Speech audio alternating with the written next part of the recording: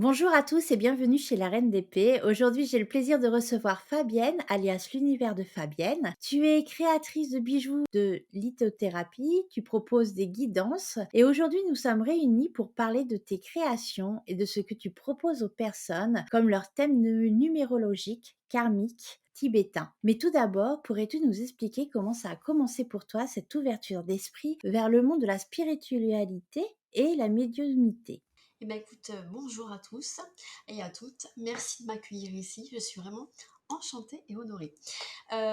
L'ouverture d'esprit m'est venue petit à petit, surtout lors d'une intervention chirurgicale que j'ai eue il y a 8 ans maintenant. C'était aussi l'occasion de mon anniversaire et donc du coup une amie m'a offert un jeu.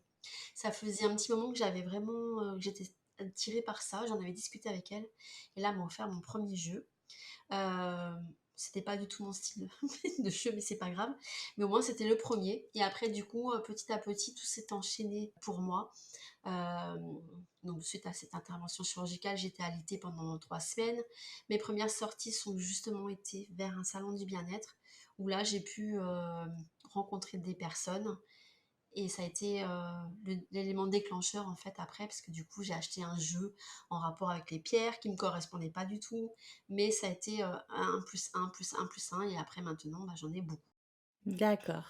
Je t'ai connue sur Instagram et c'est vrai qu'auparavant tu avais le nom de Métamorphe et aujourd'hui tu as changé ton nom pour l'univers de Fabienne. Est-ce que tu pourrais nous expliquer pour quelles raisons tu as fait ce changement?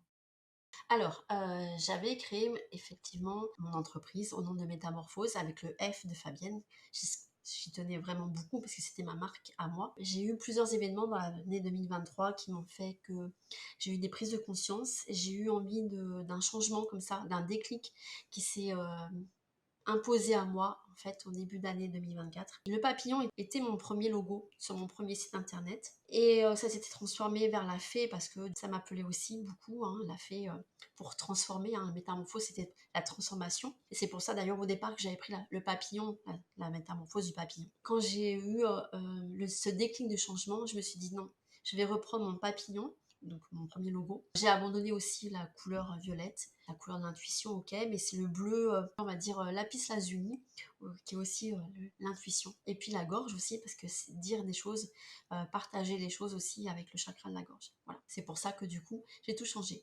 Le nom, le logo, la couleur. Tu proposes, aux personnes, donc des, objets, donc des bracelets, des bijoux en lithothérapie. Comment c'est venu à toi de créer ces objets, ces bijoux? Alors, je créais il y a très longtemps, je me créais moi-même mes propres bracelets avec des cristaux de Swarovski, des petites perles. J'avais déjà commencé mon appel vers les pierres m'attirait déjà beaucoup puisque j'avais grandi avec des pierres chez mes grands-parents. Lors d'un séjour sur Paris, je suis allée dans une boutique, une fameuse boutique de minéraux. Je ne trouvais pas de bracelet à la taille de mon poignet puisque j'ai des petits poignets. Et là, j'ai dit à mon frère, j'ai dit, oh, j'en ai marre, il y en a certains qui me plaisent, mais je trouve pas ce qui me correspond au niveau de la taille. Et là, il m'a regardé, il m'a dit, mais attends, t'as déjà tout le matériel chez toi, tu peux les refaire à ta dimension. Donc du coup, je suis repartie avec des bracelets, je me les suis refaits. D'autres pierres sont venues à moi aussi pour créer. Et du coup, j'ai montré ce que je faisais à certaines personnes qui m'ont dit, ah mais c'est trop bien, est-ce que je pourrais aussi en avoir? Et c'est comme ça que j'ai commencé, j'ai partagé et que maintenant, j'en ai encore un ce matin qui est parti pour une commande. Donc c'est comme ça, en fait, que tu as lancé la commercialisation de tes, Exactement. bijoux, de tes créations. Et puis, bah, ça a été des bracelets. Et puis après, bah, du coup, j'aime beaucoup les malas aussi, le côté tibétain. Donc j'ai créé aussi mon premier mala pour moi lors d'un atelier. Et j'ai eu envie aussi de partager aussi mes créations avec d'autres. Donc maintenant, je fais aussi des malas. J'ai eu aussi envie de faire des choses un petit peu différentes, un peu plus légères, même des fois adaptées pour les enfants. Donc j'ai créé des petites fioles. Ça, c'était pour période de Noël aussi. Et maintenant, je fais des pendentifs avec carrément des pierres roulées. Et je sais très bien qu'il y aura encore d'autres choses qui viendront après. Tu proposes pas que ça aux personnes, tu proposes aussi des guidances intuitives, aussi des guidances, personnalisées. Ils ont juste à t'appeler, tu prends rendez-vous avec eux pour, les aider dans leur parcours de vie. Comment c'est venu à toi ce fait de lire dans les cartes, ce fait de te lancer à aider ces personnes? Alors c'est pareil, c'est aussi un concours de circonstances, on va dire, voilà. Rien n'arrive par hasard. Euh, j'ai commencé à le faire pour moi-même. Et quand moi je regardais les cartes, j'avais des messages qui venaient. et je pensais que tout le monde était pareil que moi. Pour moi, c'était l'évidence même en fait, hein. Quand je lisais les cartes, pour moi, c'était, tout simple et donc à l'époque, j'étais en relation avec un homme. Il m'a demandé, si je pouvais lui faire pour lui. Je dis: «Bah oui, pourquoi pas». Donc du coup, je suis rentrée chez moi le soir et je lui ai fait que le lendemain, mais ce que je lui ai dit lui parlait énormément. Ensuite, une autre amie, que j'avais rencontrée, dans un centre bouddhiste m'a appelée un dimanche matin, complètement, un peu catastrophée, «Je sais pas quoi faire et tout ça, est-ce que tu peux me faire une guidance, rapidement?» Donc je lui ai fait, en sachant que je la connaissais physiquement, je pouvais lui faire sans même la voir, en face caméra et donc du coup, je lui ai fait un tirage pour la rassurer par rapport à une décision qu'elle avait à prendre et c'est comme ça a commencé et puis du coup après, bah, j'ai partagé comme tu dis sur les réseaux sociaux et les gens sont venus à moi parce que, bah, du coup ça leur parlait énormément ce que je disais. Heu, Même ne serait-ce que dans les commentaires, ils ont vu de quoi j'étais capable. Lors des lives aussi, je montre aussi que je ressens les personnes, que j'ai des messages qui me viennent, des sensations physiques qui me viennent par rapport à la personne pour qui je fais le tirage. Donc du coup après comme tu dis, voilà, les gens, viennent à moi et prennent rendez-vous et j'ai un grand plaisir à les orienter, à les guider sur leur chemin. Oui, parce que tu fais pas que des guidances, tu proposes pas non plus que des bracelets, tu vas aussi dans la numérologie et là, actuellement, tu as changé la numérologie parce que tu proposais un service de numérologie, mais là, tu l'as changé avec un service de numérologie karmique tibétain. Est-ce que tu pourrais expliquer aux personnes, bah, simplement la différence? Qu'est-ce que ça peut leur apporter de faire, cette numérologie? Alors la numérologie, en fait, c'est notre carte d'identité propre.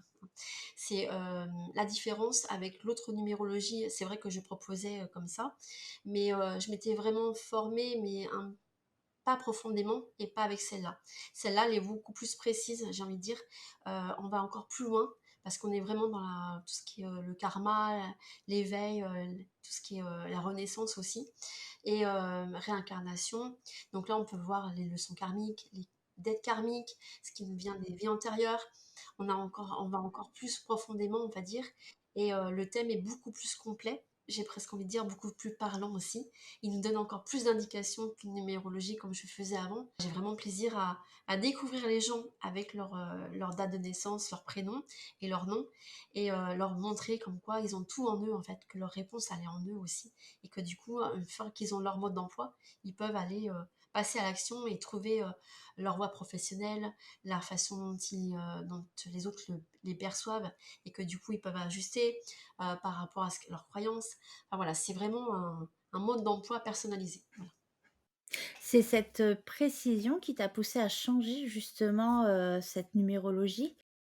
Je pense oui, puis il y a le côté aussi, tibétain, parce que du coup j'ai commencé à suivre aussi, les enseignements du bouddhisme. Bon du coup après j'étais obligée d'arrêter parce que je pouvais pas tout faire non plus et puis, bon entre-temps il y avait le confinement, enfin bref voilà, c'était un peu plus compliqué pour y aller.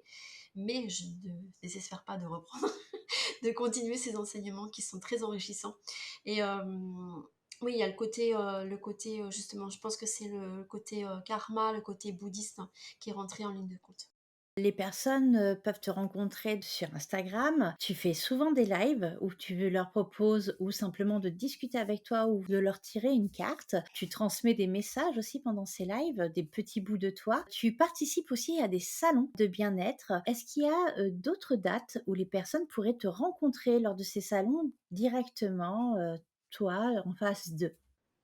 Alors j'ai participé, justement au début du mois de mars à un salon 100 femmes, donc à Grisol, à une demi-heure de chez moi dans le 82. D'ailleurs, je remercie toutes les personnes qui étaient là parce que j'ai vécu un week-end d'enfer, quoi. Là, le prochain, bah, c'est le 16 et 17 mars à Condom, dans le Gers. Là, c'est un endroit que je ne connais pas du tout, donc c'est un peu, zone de sortie de confort pour moi. Début avril, c'est aussi à Grisol. C'est un salon du bien-être. Il y en aura d'autres qui vont arriver. Normalement, courant avril aussi. J'ai encore d'autres dates qui sont en train de se mettre en place, mois de mai et mois de juin aussi. Voilà. Donc c'est en train de repartir petit à petit. On me demande de participer, donc j'accepte avec grand plaisir. Lors de ces salons, qu'est-ce que tu peux proposer aux personnes qui viendront te voir? Est-ce que c'est simplement tous tes bijoux que tu crées ou il y a d'autres, choses que tu leur proposes?